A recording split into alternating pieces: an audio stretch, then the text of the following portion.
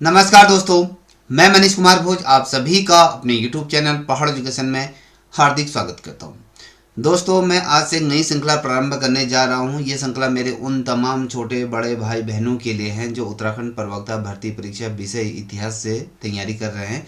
तो यहाँ से आज से जो हमारी श्रृंखला प्रारंभ होने वाली है, आप यहाँ पर जैसे देख पा रहे होंगे, जो आपका जो प्रश्न पत्र प्रथम है, प्रथम प्रश्न पत्र के खंड क खंड ग ख ग इस तरीके से जो दिए गए हैं, तो यहाँ से हम शुरुआत करेंगे। जो आज का जो सेशन जो हमारा रहेगा, खंड और प्राचीन भारत का एक टॉपिक लेंगे आज जो हम ले रहे हैं जो टॉपिक, इससे संबंधित प्रश्नोत्तरी आज मॉडल पेपर या मॉक टेस्ट आपके सामने लेके उपस्थित रहो। निरंतर मैं आपके सामने जो जो ये आप देख पा रहे हो कि नहीं, जितने भी ये श्रृंखलाबद्ध तरीके से जो आपके टॉपिक दिए हैं उस पर आधारित मॉडल पेपर आपके सामने लेके उपस्थित होगा। ये आपके लिए बहुत ज़्यादा हेल्पफुल रहेंगे। देखिए, आज का जो हमारा टॉपिक जो रहेगा वो प्राचीन भारतीय इतिहास जानने के स्रोतों के बारे में बात करेंगे। पुरातात्विक स्रोत क्या होते हैं, पुरा लेख क्या होते हैं, शास्त्र, मुद्रा शास्त्र, साहित्य स्रोत और यात्रा वृत्तांत क्या होते हैं। तो आज हमारा जो बेसिकली जो मॉक टेस्ट रहने वाला है यहीं से है। तो मैं ये चाहूँगा कि मेरे साथ इन मॉक टेस्टों को आप बनाते हुए चलिएगा। तो इन मॉक टेस्टों का मेरा मतलब यह है कि जब मैं कोई क्वेश्चन बताऊंगा तो उसका मैं ये सोचूंगा कि विस्तार से भी बता सकूं, उससे बनने वाले क्वेश्चन भी आपके सामने रख सकूं। चलिए शुरुआत करते हैं, ठीक है।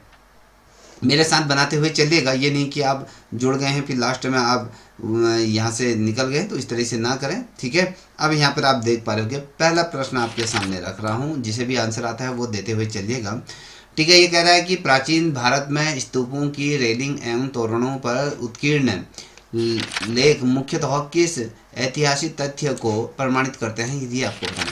आप भारत के अंतर्गत जितने भी स्तूप हैं, चाहे वो रेलिंग के तौर पे बने गए हों या तोरण द्वारों के तौर पे बनाए गए हैं, तो उनमें जो ऐतिहासिक तथ्य किस तरीके को प्रमाणित करते हैं। केवल राजकीय संरक्षण को करते हैं या बौद्ध धर्म की आंतरिक संरचना को या दानदाताओं की सामाजिक आर्थिक रचना को या शिल्पकारों की जाति उत्पत्ति को। तो बता सकते हैं इसका सही उत्तर क्या होगा।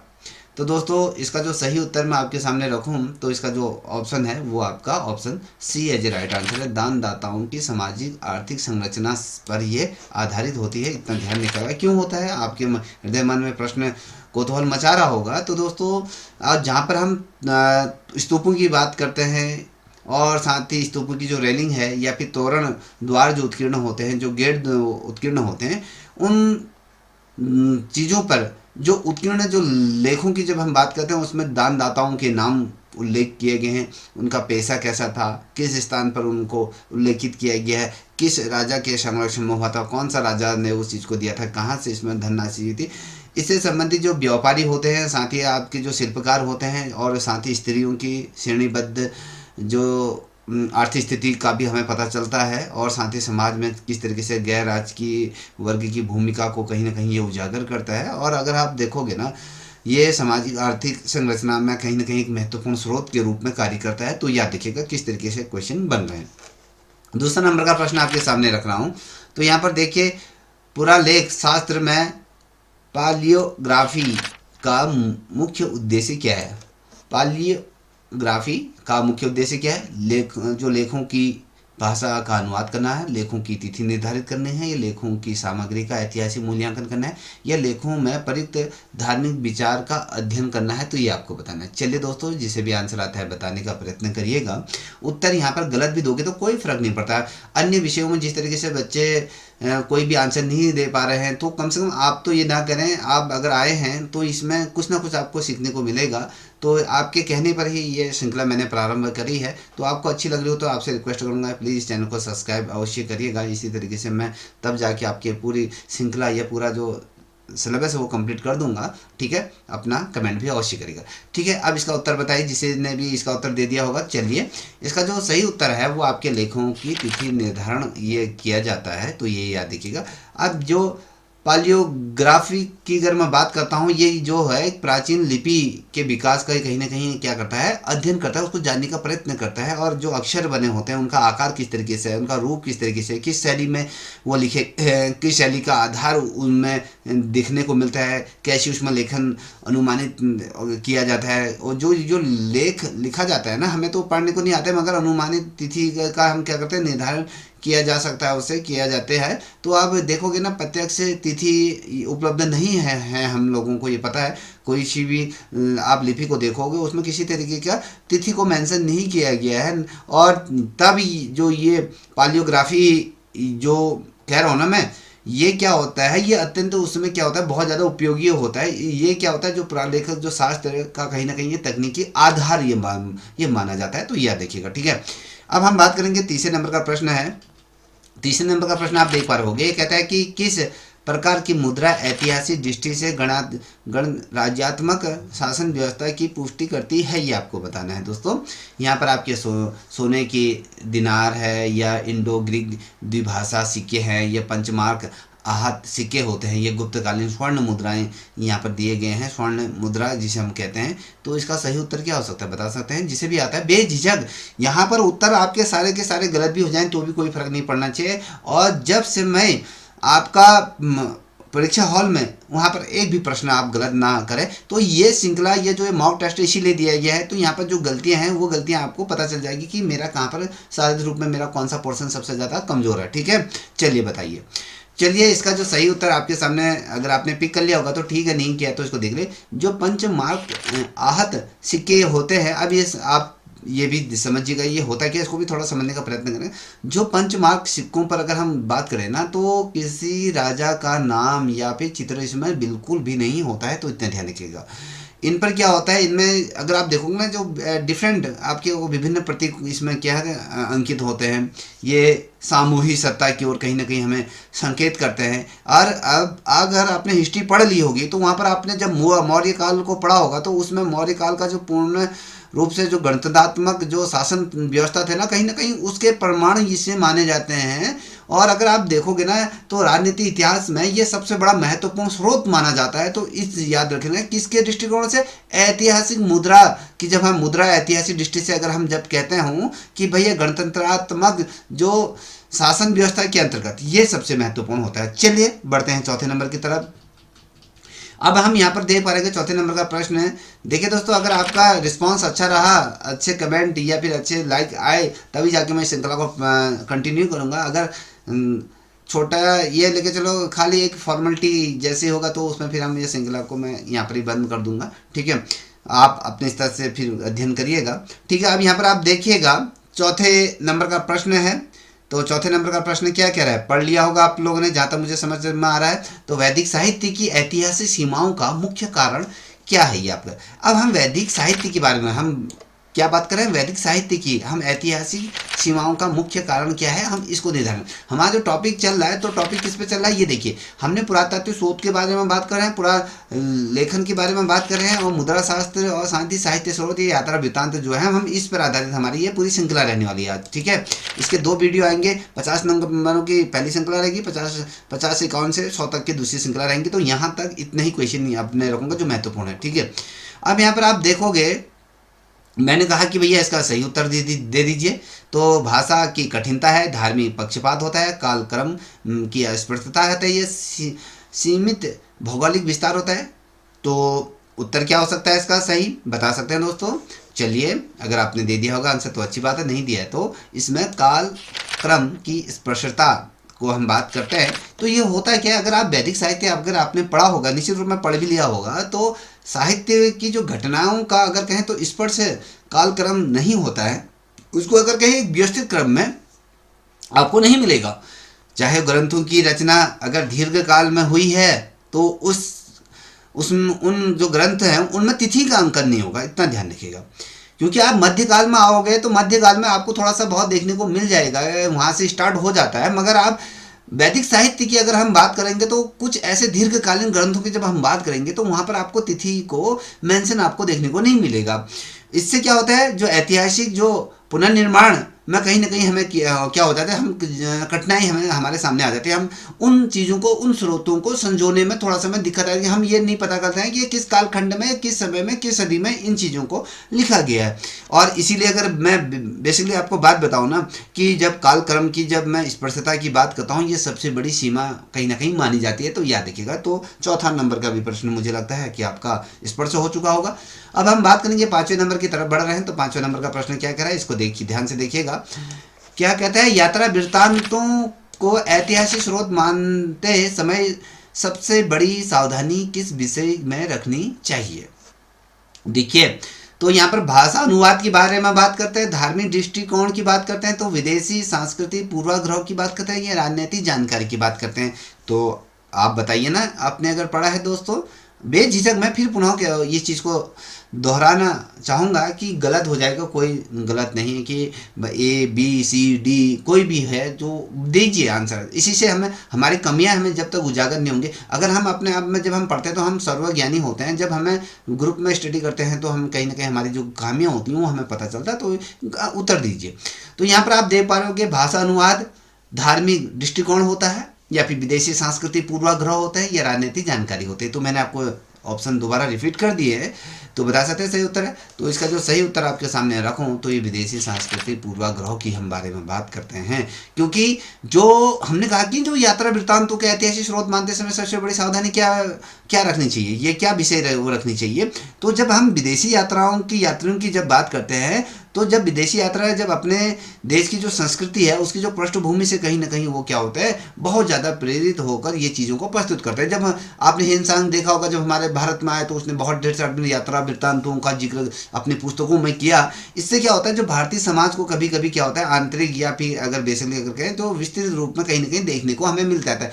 जब विदेशी जो साहित्यकार होते हैं, जो लेखक होते हैं, जब भारत की धरा पर आते हैं, जब यहाँ की चीज़ों को लिखते हैं, तो वो उनका अपना दृष्टिकोण होता है, किस दृष्टिकोण से लेते हैं। कहीं पर ही वो लगता है कि जो चीज़ हमसे अछूती हो गई तो वो बहुत बेहतरीन तरीके से अंतर्राष्ट्रीय स्तर पर उन चीज़ों को प्रज्वलित करते हैं। और इसीलिए हम बात करेंगे कि यात्रा वृत्तांतों का उपयोग करते समय हमें सांस्कृतिक पूर्वाग्रहों की हमें क्या होनी चाहिए, पहचान बहुत ज़्यादा होनी चाहिए। हमें वहाँ उस देश की संस्कृति, उस देश की विरासत किस तरीके से हम उसको मद्देनजर अगर रखेंगे तो आपका यात्रा वृत्तांत बहुत ज़्यादा अच्छा होगा। और इस विषय पर हमें सबसे ज़्यादा सावधानी बरतनी चाहिए कि जो विदेशी संस्कृति पूर्वाग्रह की जब हम बात करते हैं तो सांस्कृतिक पूर्वाग्रहों की पहचान आवश्यक हो जाती है इसमें। ठीक है, छठे नंबर का प्रश्न है। आपको मेरा तरीका इसी तरीके है कि मैं एक एक प्रश्नों को विस्तार से समझाने का प्रयत्न करता हूं। अगर जिसे ये लगता है कि ये सही तरीका नहीं है तो आप अन्यतर बहुत ढेर सारे ऐसे शिक्षक पढ़ा रहे हैं, तो मेरा तो ये मैंने आपको दिखा दिया ना कि आपका जो ये सिलेबस है, ये सिलेबस के अकॉर्डिंग चलूंगा मैं। आज आपके सामने ये रखा है तो इसी पर ही आप देख पा रहे हो, इसी पर ही आधारित मैंने प्रश्नोत्तरी बना के रखी है।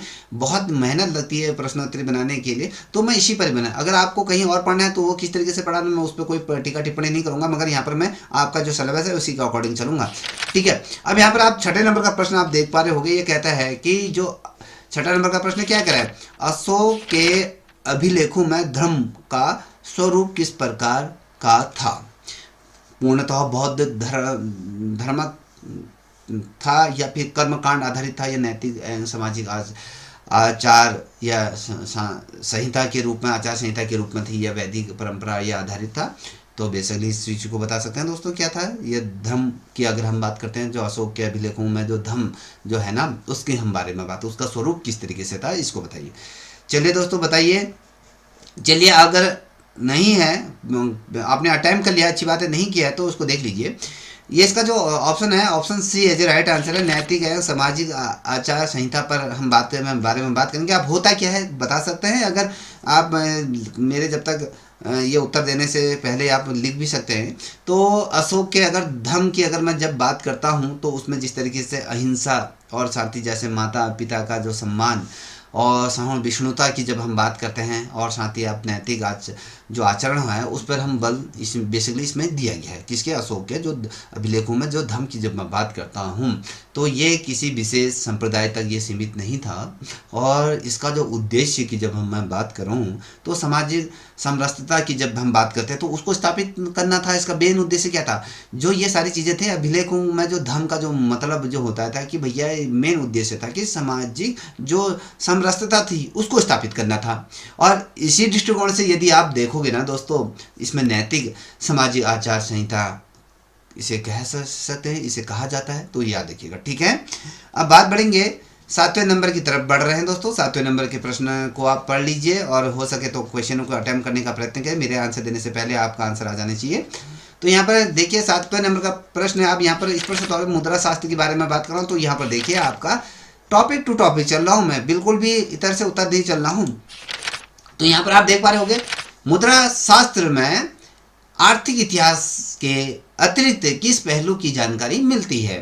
तो यहाँ पर केवल कर व्यवस्था, या फिर राजनीति, सत्ता और वैधता के बारे में बात करेंगे, धार्मिक ग्रंथों की प्रामाणिकता के बारे में बात करेंगे, ग्रामीण जीवन के बारे में बात करते हैं। चलिए बताइए क्या है सही उत्तर।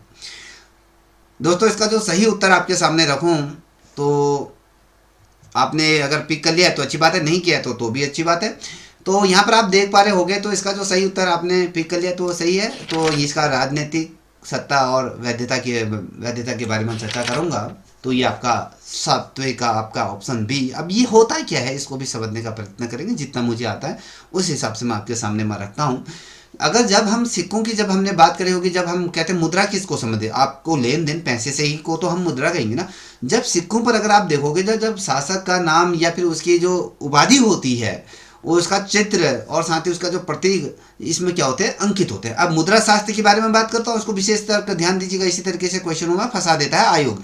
हम कह रहे हैं कि जब मैं कह रहा हूँ कि भैया आपके जो सिक्के होते हैं, उन सिक्कों में जिस तरीके से शासक का नाम हो गया, उसकी उपाधि होगी, उसके चित्र हो गए, उसके प्रतीक जिसमें अंकित होते हैं, इससे क्या होता है दोस्तों, जो सत्ता होता है ना, सत्ता की वैधता क्या कहीं ना कहीं जो राजनीति नियंत्रण का ही हमें पता चलता है कि किस फलाने समय में फलाना शासक था, फलाने ढिमकड़े समय में उसका शासक हुआ, तो उसने इस तरीके से सिक्के जारी किए थे, उसकी समय में इस तरीके से व्यवस्थाएं थी। तो ये सारी चीज़ें हम अगर बात करूँ तो ये नियंत्रण का ही कहीं ना कहीं हमें पता चलता है। अगर मैं कहूँ जो विभाजित क्षेत्र होते हैं ना, बेसिकली अगर आप देखोगे जो डिफरेंट, जो अलग अलग तरीके से जो डिवाइडेड होते हैं, जो विभाजित तरीके से जो होते हैं, तो उसमें क्या होते हैं, वहाँ जो जो सिक्के अगर मैं बात करूं, जो प्रचलित जो सिक्के होते हैं वहाँ पर, वो शासकीय विस्तार का कहीं ना कहीं संकेत। अगर आप इंडिया की करेंसी को देखोगे, अगर इंडिया की करेंसी अगर वर्ल्ड वाइज अगर बहुत से देशों में अगर फैल रही, तो हम ये सोचेंगे कि हाँ यार इंडिया का भी प्रभुत्व ये है। अगर कुछ ही देशों तक सीमित है तो ये सोचो कि इंडिया जिस तरीके से विश्व गुरु की परिभाषा को गढ़ रहा है, तो वो कहीं ना कहीं हमारे आंखों में धूल झोंकने का काम कर रहा है। वैसे भी धूल झोंक ही रहे हैं प्रधानमंत्री जी, क्योंकि आज जो रुपया है वो डॉलर के हिसाब से अगर देखें बहुत कमज़ोर हो चुका है, और ₹1 की कीमत अगर डॉलर के हिसाब से करें तो आपका 90 पार हो चुका है। अगर आपको अमेरिका का ₹1 लेना है, $1 लेना है, तो आपको कितना पैसा देना होगा इंडिया का, यहाँ पर ₹90 आपको देना होगा, तब जाके आपको $1 मिलेगा। ठीक है, बेसिकली मैं कहने का मेरा ये तरीका ये था कि आपको समझ में आ जाए, तो इस तरीके से समझाने का प्रयत्न कर रहा हूँ कि जब विभाजित जो क्षेत्र होते हैं उनमें जब सिक्के जब शासकीय विस्तार का क्या करते थे, वो संकेत देते हैं। इसीलिए मैं आपसे कह रहा हूँ कि जो मुद्रा जो शास्त्र होता है वो कहीं ना कहीं राजनीति जो तौर पर अगर आप देखोगे, राजनीतिक क्षेत्र में भी देखोगे, तो ये इतिहास का क्या होता है, सबसे बड़ा स्रोत बन जाता है, ये कहीं केंद्र बिंदु ये हो जाता है। ठीक है, अब बात करेंगे 8वें नंबर का प्रश्न आपके सामने आ चुका है। तो आपके सामने ऑप्शन रखूंगा, या तो मैं अमिताभ बच्चन बन जाऊं, तो आप मेरे हॉट सीट पे बैठे हुए कैंडिडेट बन जाइए। ठीक है, यहाँ पर आप देख पा रहे होंगे 8वें नंबर का प्रश्न है कि पुरातात्विक स्रोतों की मौन साक्ष्य प्रकृति क्या अर्थ है, इसका प्रकृति का अर्थ क्या होता है। ठीक है, तो पुरातात्विक स्रोतों की मौन साक्ष्य प्रकृति का अर्थ क्या है, वे केवल धार्मिक नहीं होते हैं, केवल लिखित विवरण नहीं देते हैं, वे केवल ग्रामीण जीवन दर्शाते हैं, और अगर कहें वे असत्य होते हैं। तो इसका सही उत्तर क्या है? देखिए दोस्तों, अब दीजिए आंसर, मैं आपसे जानना चाहूँगा इसका सही उत्तर क्या होता है। चलिए दीजिए, मैं तब भी वेट कर लूँगा। अगर नहीं दे रहे हैं तो प्लीज़ रिक्वेस्ट करो कि प्लीज़ इसे छोड़ के चल दीजिए ना, क्यों इसमें समय आप व्यतीत कर रहे हैं, समय बहुत कीमती है बेटा, इस चीज़ को ध्यान रखिएगा। तो इसका जो सही उत्तर अगर आपने दिया है तो ठीक है, नहीं दिया तो नोट कर लीजिए, वे लिखित विवरण नहीं होते हैं। मौन साक्ष्य की जब हम कहते हैं कि पुरातात्विक जब स्रोतों की जब हम बात करते हैं, तो वे जो अवशेष होते हैं ना, वो स्वयं कुछ नहीं होते हैं। बेसिकली अगर हम जब हम मौन स्रोतों की बात करते हैं, तो जो पुरातात्विक अवशेष होते हैं तो वो स्वयं में कुछ नहीं होते हैं। उनका जो अर्थ होता है ना दोस्तों, इतिहासकार को संदर्भ में अगर हम देखें, इतिहासकारों के अगर संदर्भ में अगर मैं देखूं या उनका विश्लेषण करूं, या उनके विश्लेषण ये निकालना पड़ता है कि भैया इसलिए जो मौन साक्ष्य की बात कहा जाता है कि इससे कोई भी निष्कर्ष निकलिए, ये क्या होता है, अवशेष में कुछ नहीं होते हैं। अगर मैं इसकी व्याख्या के दृष्टिकोण से देखूं तो त्रुटियों की संभावना हमेशा मौन साक्ष्य में बनी रहती है, जो कि आपकी इनकी सीमाएं ये होती है। मौन साक्ष्य अगर मैं कहूँ तो संभावना इसमें बनी रहती है, जो इसकी सीमा को कहीं ना कहीं निर्धारित कर देते हैं। तो ये ध्यान रखिएगा। चलिए 8वें नंबर की तरफ बढ़ रहे हैं। नौवे नंबर की तरफ बढ़ रहे हैं। तो 9वें नंबर का प्रश्न आपके सामने आ चुका है। तो हेनसांग की, मैंने कहा ना कि यात्रा वृत्तांत जब होते हैं तो ये हेनसांग के विवरणों की ऐतिहासिक महत्ता का मुख्य कारण क्या है? धार्मिक ग्रंथों का अनुवाद होता है, समकालीन प्रशासन का प्रत्यक्ष अवलोकन होता है, वैदिक समाज का वर्णन होता है, केवल बौद्ध संघ का विवरण। तो बता दीजिए क्या है। चलिए दोस्तों, इसका भी उत्तर आप दीजिए। तो दोस्तों, इसका जो सही उत्तर है, अगर आपने पिक कर लिया तो अच्छी बात है, नहीं किया तो देख लीजिए। ऑप्शन बी, समकालीन प्रशासन का प्रत्यक्ष अवलोकन करना होता है। क्योंकि हेनसांग की अगर मैं बात करूँ तो जो हेनसांग क्या हुआ था, जिस समय हर्षवर्धन का समय था, हर्षवर्धन कालीन में अगर कहें, जिस तरीके से प्रशासन की बात करते हैं तो उसमें न्याय की बात करते हैं, जिस तरह से व्यवस्था थी और साथ ही जिस तरीके से शिक्षा और जिस तरीके से सामाजिक जीवन का प्रत्यक्ष हिंसांग द्वारा जिस तरीके से वर्णन किया है, तो अगर हम बेसिकली इस चीज़ को देखें ना, तो उसका विवरण अगर हम देखें तो समकालीन ये था। इसीलिए अगर आप देखोगे ना, तो अधिकतर ये विश्वसनीय ये माना जाता है कि जो यात्रा वृत्तांत होते हैं वो इतिहास के लिए सबसे ज़्यादा उपयोगी सिद्ध हो जाते हैं, ये कहें सबसे ज़्यादा उपयोगी उदाहरणों में से एक उदाहरण मान जाते हैं। ये क्या हो, ये लिखित तौर पे हमें प्राप्त होते हैं कि फलाने समय में फलाने राजा ने क्या किया था, क्या नहीं किया था, वो सारी चीज़ों का वर्णन अब इन किताबों में हेनसांग द्वारा किया गया। तो ये चीज़ें भी हो सकती हैं, इस तरीके से भी हो सकता है। ठीक है, चलिए बढ़ते हैं 10वें नंबर के प्रश्न की तरफ बढ़ रहे हैं। तो यहाँ पर 10वें नंबर का प्रश्न आप देख पा रहे होंगे। 10वें नंबर का प्रश्न कहता है कि प्राचीन भारतीय इतिहास लेखन में बहुस्रोत पद्धति क्यों आवश्यक मानी जाती है? पहला है कि किसी एक स्रोत की प्रामाणिकता सिद्ध करने हेतु, या फिर आपकी अगर मैं बात करूं, ये जो होता है कि आपका ग्रंथों की त्रुटि हेतु, या फिर आपकी अगर हम बात करें तो स्रोतों की सीमाओं की पूर्ति हेतु, केवल राजनीति इतिहास के लिए। तो बता सकते हैं इसका सही उत्तर क्या हो सकता है। चलिए, तो दोस्तों, इसका जो सही उत्तर आपने अगर दे दिया है तो अच्छी बात है, नहीं दिया तो नोट कर लीजिए। ठीक है, तो ये स्रोतों की सीमाओं की पूर्ति हेतु होता है। देखिए, आपको मैं जो पढ़ा रहा हूँ ना, इससे क्या समझ में आएगा, मैं आपको उसको विस्तार से भी प्रयत्न कर रहा हूँ कि जितना मुझे मैंने पढ़ा है उसके हिसाब से टूटे फूटे क्वेश्चनों को भी, इससे बनने वाले क्वेश्चन भी आपको सामने रखो सर। और ये प्रश्न को एक बार आपको मैं पढ़ा दूं तो मैं समझता हूं कि लंबे दीर्घकालीन तक आपको याद रहे जब तक आपका पेपर है। तो ये मेरी कोशिश ये रहती है। अन्य यूट्यूबर की तरह ये नहीं कि भैया आपके सामने क्वेश्चन आए उसको टिक मारते हुए चलता हूँ या ये नहीं करूँ। तो चाहे मेरे 50 क्वेश्चन हूँ, मैं 2 घंटे लग जाएँ तो भी मैं इसी तरीके से पढ़ाऊँगा। ठीक है, तो आप यहाँ पर देखिए, जब मैं कहता हूँ कि स्रोतों की सीमाओं की पूर्ति, जब मैं कहता हूँ कि, तो यहाँ पर अगर आप देखोगे ना, हर स्रोत की क्या होती है, अपनी सीमाएं होती हैं। अगर मैं आपकी बात करूं, एक लड़की होती है, एक लड़का होता है, उन दोनों की सीमाएं अपनी अपनी समय में निर्धारित रहती है। लड़की की सीमाएं कुछ सीमित होती हैं, लड़की की थोड़ा सा उससे विस्तृत होती हैं, मगर लड़के भी एक समय ऐसा आ जाता है कि वहाँ पर उसकी भी सीमाएं समाप्त हो जाती हैं। तो जब हम प्राचीन इतिहास के लेखन के बहुस्रोतों की पद्धति क्यों आवश्यक मानी जाती है, जब इसके बारे में बात करता हूँ, तो मैं कह रहा हूँ कि हर स्रोत की जो सीमाएं होती है, और चाहे आपकी साहित्य पक्षपाती हो, ये साहित्य पक्षपात में भी हो सकता है, पुरातात्विक मौन होते हैं, और यात्रा वृत्तांतों की जो पूर्वाग्रही होते हैं वो भी हो सकते हैं। अब डिफरेंट अगर हम कहें, जो आपके विभिन्न स्रोत होते हैं ना, उसमें कहीं ना कहीं तुलनात्मक अध्ययन हमें आवश्यक हो जाता है कि हम इसमें भी उसमें भी तुलनात्मक अध्ययन करते हैं, तो फिर हमारे निष्कर्ष निकलता है। और जो निष्कर्ष निकलता है तो हम उसको क्या कहेंगे, बहुस्रोती पद्धति से क्या होता है, इतिहास को अधिक संतुलित कर सकते हैं और उसको और ज़्यादा विश्वसनीय बना सकते हैं। तो ये याद रखिएगा। ठीक है, चलिए 11वें नंबर की तरफ अग्रसर हो रहे हैं। आपके सामने 11वें नंबर का प्रश्न मैं रख रहा हूँ। पुरातात्विक साक्ष्यों के आधार पर सिंधु सभ्यता को नगर सभ्यता सिद्ध करने वाला सबसे पहला निर्णायक प्रमाण कौन सा है? तो कभी कभी तो मैं जिस तरीके से पाठ किया जाता है ना, उस तरीके से भी पढ़ाता हूँ। मैं जब कॉलेज में बच्चों को पढ़ाता हूँ तो कभी इस तरीके से भी पढ़ा देता हूँ, बच्चे को हंसते हंसते वो पढ़ लेते हैं। तो इस तरीके कोई भी आपके मस्तिष्क में किसी भी प्रकार का दबाव ना हो, तो ये कोशिश मेरी ये रहती है। ठीक है, तो यहाँ पर मोहरों की प्राप्ति होती है, ईंटों का प्रयोग किया जाता है, सुव्यवस्थित जल निकासी प्रणाली हो, विदेशी व्यापार के प्रमाण मिलते हैं। तो क्या हो सकता है इसका सही उत्तर बताएं।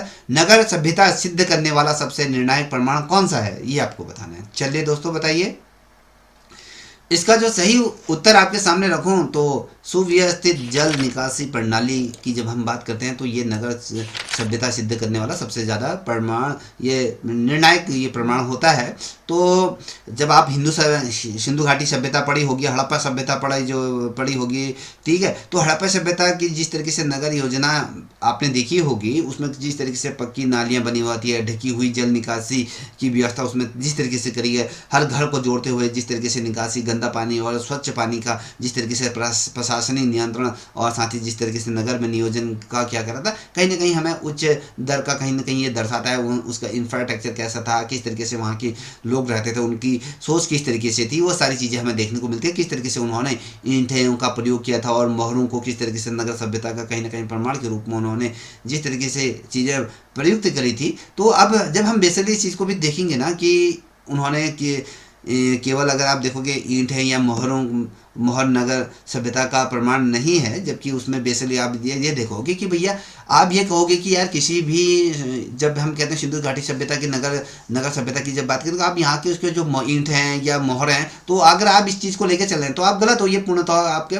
प्रमाण जो पूर्ण प्रमाण ये नहीं माने जाएंगे। पूर्ण प्रमाण क्या माने जाएंगे? किस तरीके से सुव्यवस्थित सही क्रम में जल निकासी से कहीं ना कहीं विशिष्ट, ये क्या बंधन। अगर आप मोहरों को बात करोगे, ईंटों की बात करोगे, तो ये एक सुव्यवस्थित नहीं होगा। तो उसमें सुव्यवस्थित एक विशिष्ट जो अपने आप में स्थान रखता है वो आपका सुव्यवस्थित जल निकासी प्रमाण ये बन जाता है। ठीक है, अब बात करेंगे 12वें नंबर की तरफ बढ़ रहे हैं। तो 12वें नंबर का प्रश्न क्या कहता है, इसको भी हम थोड़ा सा देखेंगे।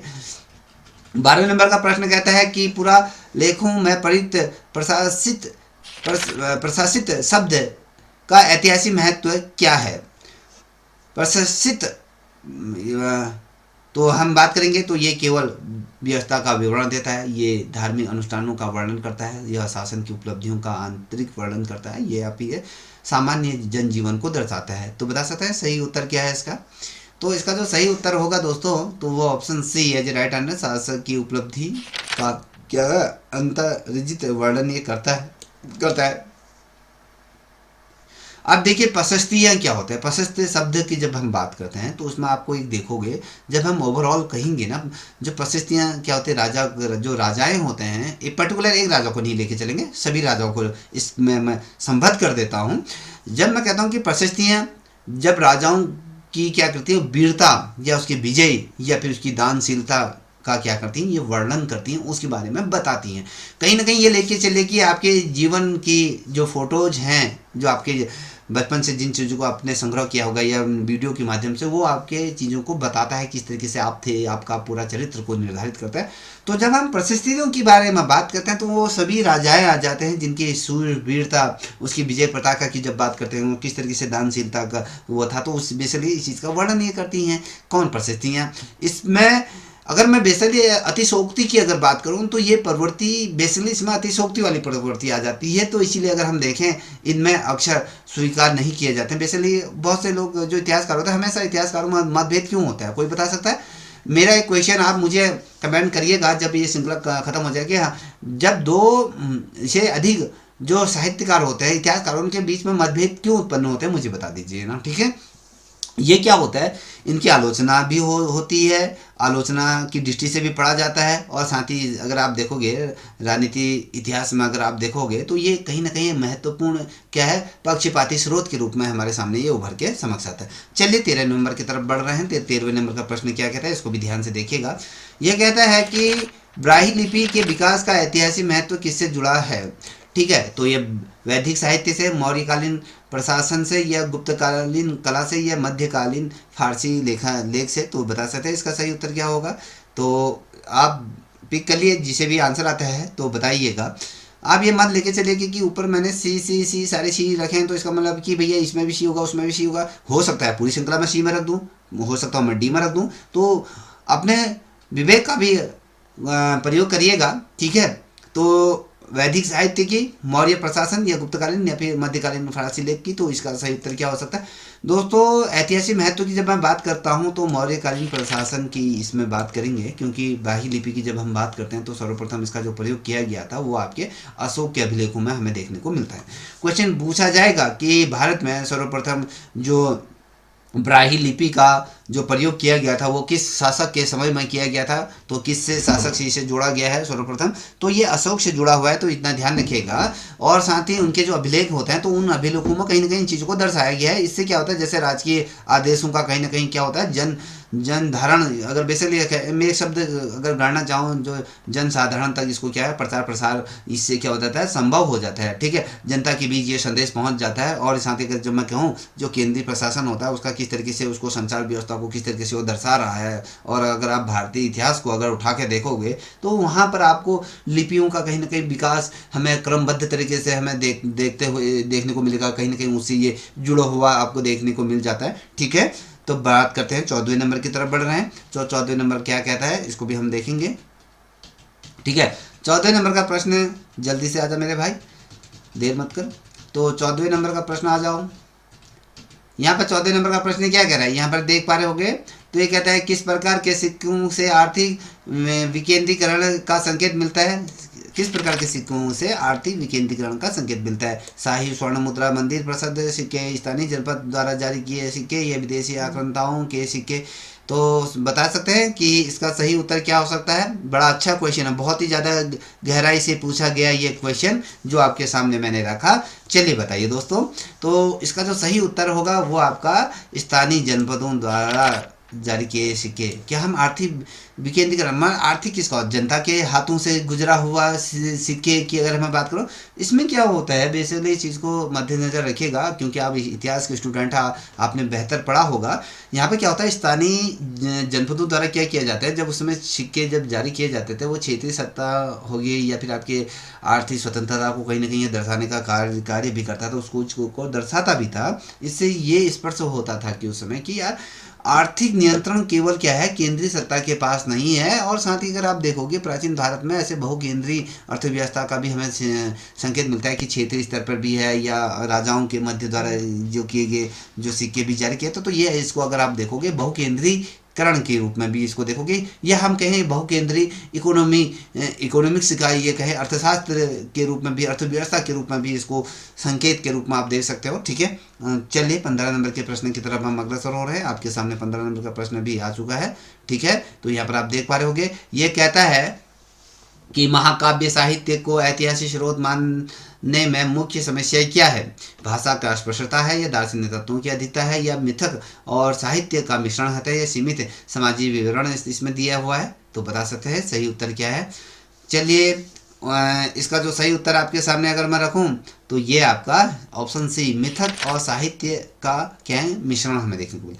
अगर हम इतिहास की जब बात कर ही रहा हूँ, जब मैं साक्ष्यों की बात कर रहा हूँ, तो जैसे मैं कहूँ रामायण और साथ ही जैसे महाभारत जैसे जो ये ऐतिहासिक स्रोत है ना, ये भी हम ये नहीं कह सकते कि ये सही ये चीज़ें हुई होंगी भारत में, ये गढ़ी गई हैं, ये लिखी गई हैं किसी व्यक्ति विशेष। अब देखिए रामायण को किसने लिखा है, महाभारत को किसी व्यक्ति विशेष द्वारा ही तो लिखे गए ना, कहीं से टपके तो है नहीं। तो ये कह सकते हो कि भैया ये कहीं ना कहीं एक कोरी कल्पना भी है, मानने वाले इसको सत्य मानते हैं। अगर जो इतिहास का स्टूडेंट होगा जिसने ये सारी चीज़ें पढ़ी होंगी, जो इतिहास को बहुत गहराई से पढ़ा होगा, तो उसको पता है कि ये काल्पनिक कथाएं होती हैं, कल्पनाओं पर आधारित होते हैं। अगर कल्पनाओं से अगर हमें कहीं ना कहीं संतुष्टि प्राप्त होती है तो वो आप अपने धर्म को मानते हो। तो बेसिकली अगर धर्म और जहाँ पर इतिहास आ जाता है या भूगोल आ जाता है तो वहाँ पर धर्म कमज़ोर पड़ जाता है और हमारे जो साक्ष्य होते हैं वो महत्वपूर्ण हो जाते हैं। जब मैं कह रहा हूँ कि भैया आपसे कि रामायण और महाभारत के ऐसे ऐतिहासिक तत्व होते हैं बेसिकली, जिसमें मिथक जो क्या होता है आख्याएं हो सकती हैं उनके बारे में मिश्रित तौर पे हो जाता है, सत्य भी हो सकता है असत्य भी, उनका मिश्रण दिया जाता है। इससे क्या होता है, अगर आप देखोगे ना भारत में बेसिकली, इसलिए मिथक के रूप में मैं इस चीज़ को कह रहा हूँ, भारत में आपको देखोगे 200-300 से अधिक रामायण, अलग अलग रामायणों का हमें क्या मिलता है, जिक्र मिलता है अलग अलग जगहों पर अलग तरीके से। उत्तर भारत में रामायण अलग होगी, दक्षिण भारत में अलग होगी, कहीं पर ये कुछ होगा, कहीं पर कुछ दिखा, जहाँ पर हम कहते हैं कि यहाँ पर अगर आप देखोगे रामायण में जब राम लक्ष्मण शत्रुघ्न भरत ये 3 भाई थे, इनमें कोई बहन नहीं थी, तो वहाँ पर दक्षिण भारत में देखोगे तो उनकी बहन एक सुनीता नाम की भी आ जाती है। तो ये कहीं ना कहीं कोरी कल्पना है, इतिहास ने जिस तरीके से गढ़ा है तो कोई किस तरीके से उन पात्रों को बना रहा है तो वो भी चीज़ें हो सकती है। तो ये मैं किसी की आस्था आस्था को ठेस नहीं पहुंचा रहा। अच्छी बात है, आप आस्थावान हैं, आप सभी धर्मों के इसमें सम्मान इज्जत होनी चाहिए, किसी भी धर्म का कैटेगरिज्म नहीं होना चाहिए, मैं इसका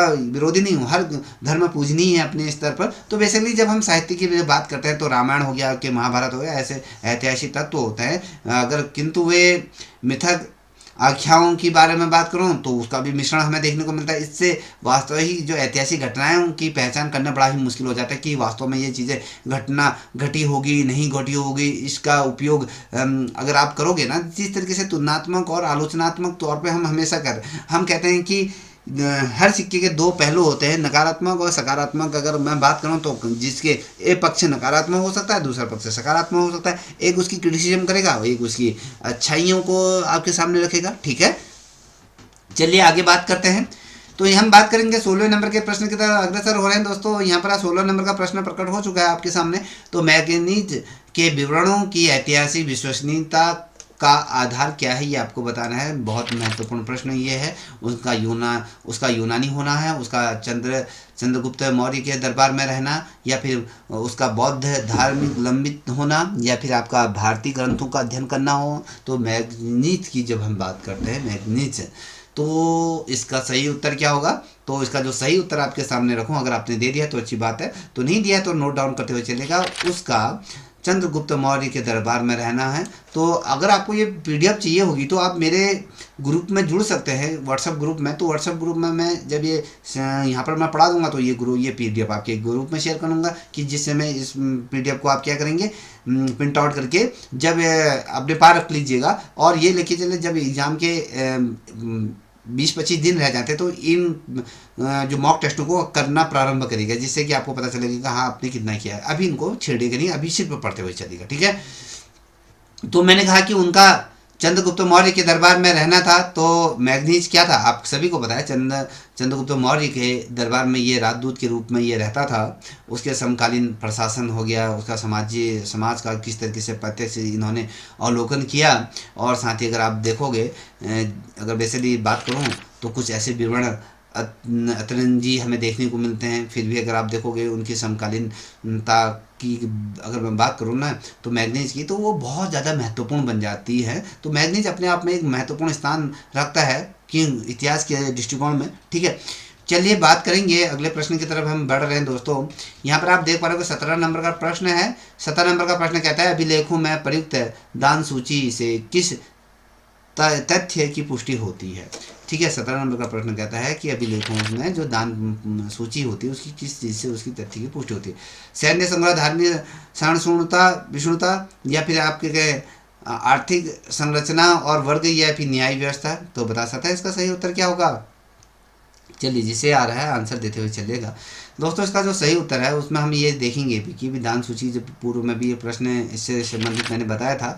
तो आर्थिक संरचना वर्ग के बारे में बात करूंगा, क्योंकि इसमें जब दान सूचियों की बारे में बात करूं तो इसमें दानदाताओं के नाम हो गए, उनका पैसा होगा। मैंने पहले भी कहा ना, मैंने पूर्व में भी इन चीज़ों को आपके सामने रखा था। उनमें उनका नाम किस तरीके से अंकित होता है, इससे किस तरीके से व्यापारी हो गए, शिल्पकार हो गए और स्त्री हो गया, इनकी भूमिका को भी कहीं ना कहीं ये स्पर्श हो जाती है। इससे दान सूची की जब बात करें, दान सूची का मतलब किसी धन को देना, थोड़ा अपना श्रम किस तरीके से किया गया है उनका भी जिक्र इसमें होता है। किस तरीके से ऐतिहासिक, अगर वैसे अगर आप देखोगे सामाजिक, आर्थिक और साथ ही इतिहास का किस तरीके से सशक्त स्रोत ये होता है, ये सारी चीज़ें इसमें आ जाती हैं। ठीक है, तो अब बात करेंगे अगले प्रश्न की तरफ। 18वें नंबर का ही प्रश्न आएगा ना दोस्तों। तो यहाँ पर आप देख पा रहे होगे। प्लीज़ रिक्वेस्ट कर रहा हूँ, इस चैनल को सब्सक्राइब करिएगा। प्लीज़ कमेंट करिएगा कि ये कैसी लग रही है, ये इतना छोटा सा अनुरोध आपसे है। ठीक है, ये कहता है 18वें नंबर का प्रश्न है, किस सिक्के पर शासक की दैविक उत्पत्ति का संकेत मिलता है? देखिए, किस सिक्के पर, ऐसा कौन सा सिक्का है जिस पर दैविक उत्पत्ति के संकेत हमें देखने को मिलते हैं? पंचमार्क सिक्के होते हैं, ये कुषाण स्वर्ण सिक्के होते हैं, जनपदी तांबे के सिक्के होते हैं, ये सातवाहन सिक्के शीशे के सिक्के होते हैं। चलिए बताइए, जिसे भी आते हैं बताइए दोस्तों। अच्छे क्वेश्चन है, ठीक है, लग भी रहा होगा आपको, मेरे दृष्टिकोण से तो अच्छे ही हैं, ये पूछे जाएंगे। चलिए बताइए, तो क्या हो सकता है इसका सही उत्तर? तो इसका जो सही उत्तर आपके सामने में अगर मैं रखूं तो ये कुषाण स्वर्ण सिक्के होते हैं जिनमें आपके दैविक उत्पत्ति के संकेत हमें मिलते हैं। तो जब आप कुषाण काल को देखोगे ना, जो कुषाण शासकों को अगर आप देखोगे तो उन्होंने उस समय सिक्कों पर क्या किया था, देवी देवताओं की आकृतियों को की उकेरना का कार्य किया था, और शासक का उस समय किस तरीके से दिव्य रूप दिखाया गया है। और साथ ही अगर आप देखोगे जिस तरीके से राज सत्ता है उसमें जिस तरीके से दैवी वैधता को दर्शाया गया है, उसको किस तरीके से स्थापित करने का प्रयास उस समय के शासकों ने किया। इससे क्या होता है, जिससे अगर मैं बेसिकली अगर बात करूँ इतिहास के दृष्टिकोण से अगर आपको मैं बताऊँ तो राजनीति विचारधारा का कहीं ना कहीं अध्ययन इससे संभव हो पाता है कि उस समय क्यों दैवी शक्ति के अंतर्गत जो सिक्कों को संकेत हमें देखने को मिलते हैं। ठीक है, चलिए आप बढ़ते हैं 19वें नंबर के प्रश्न की तरफ बढ़ रहे हैं। 19वें नंबर के प्रश्न आपके सामने मैं रखने जा रहा हूँ। तो यहाँ पर आप देख पा रहे होंगे दोस्तों, ये कहता है कि बौद्ध साहित्य का ऐतिहासिक महत्व किस रूप में अधिक है। ठीक है, बड़ा अच्छा प्रश्न है दोस्तों। तो यहाँ पर आप देख पा रहे हो राजनीति इतिहास में, सामाजिक और धार्मिक इतिहास में, सैन्य इतिहास में और आर्थिक इतिहास में। तो आई थिंक सभी ने इस प्रश्न का सही उत्तर दिया होगा। यहाँ पर सही उत्तर है सामाजिक एवं धार्मिक इतिहास में हमें देखने को मिलता है। अब ये कैसे मिलता है, आप कह तो दिया है, बोलिए बताइए, आप मनन करिए ना अपने हृदय मन में, पूछिए कि ये प्रश्न को मैं कैसे इसको परिभाषित कर सकता हूँ अपने आप में।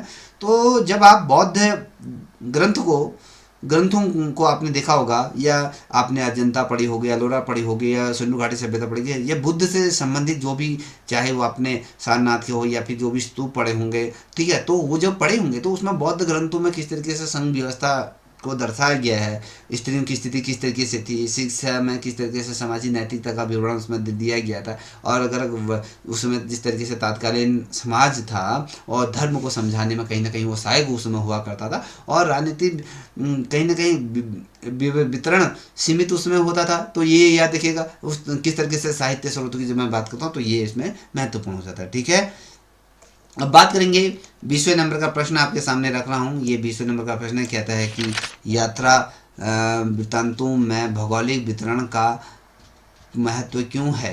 तो ये बताना है आपको।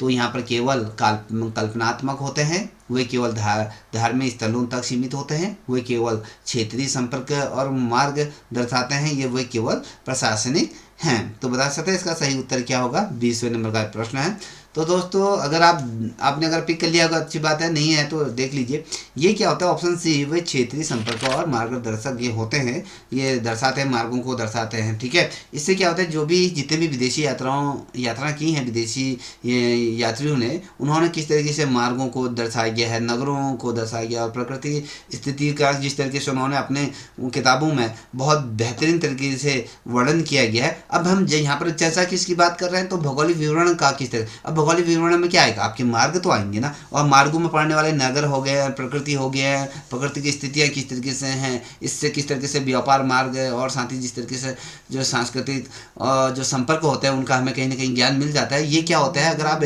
ज्योग्राफी के दृष्टिकोण से देखोगे, तो ज्योग्राफी दृष्टिकोण से अगर आप देखोगे तो कहीं ना कहीं भूगोल को पुनर्निर्माण में कहीं ना कहीं इससे सहायता मिलती है। तो ये याद रखिएगा। ठीक है, बात करेंगे 21वें नंबर का प्रश्न है। 21वें नंबर का प्रश्न क्या कहता है, इसको ध्यान में रखिएगा। यह कहता है कि पुरातात्विक उल्लेख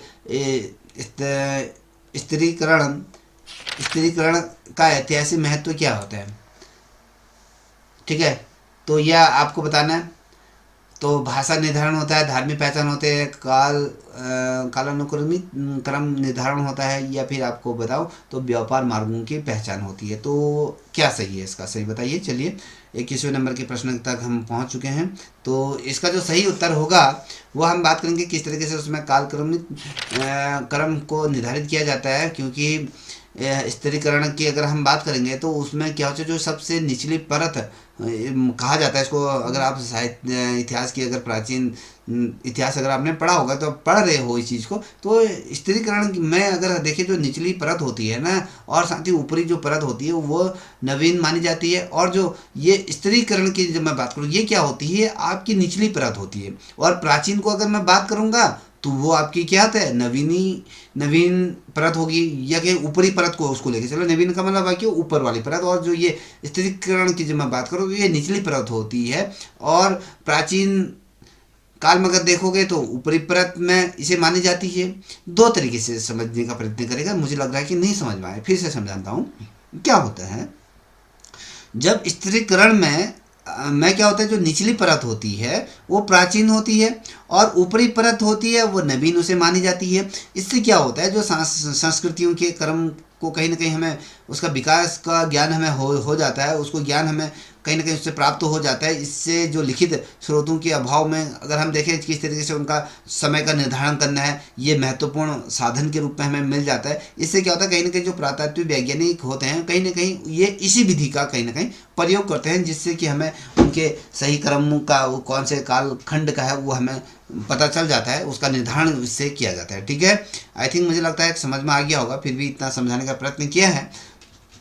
चलिए 22वें नंबर का प्रश्न की तरफ बढ़ रहे हैं। तो ये क्या कह रहा है, 22वें नंबर का प्रश्न देखिए, अशोक के लघु शिलालेख मुख्यतः किस उद्देश्य से जारी किए गए। हम अशोक के लघु शिलालेख, जो छोटे छोटे जो शिलालेख लिखे गए हैं, उनका मुख्य उद्देश्य क्या था। विजय घोषणा करनी थी उन्होंने, या फिर प्रशासनिक आदेश था, या व्यक्तिगत धार्मिक भावना थी, या कि कर संग्रह था। तो बताइए क्या था।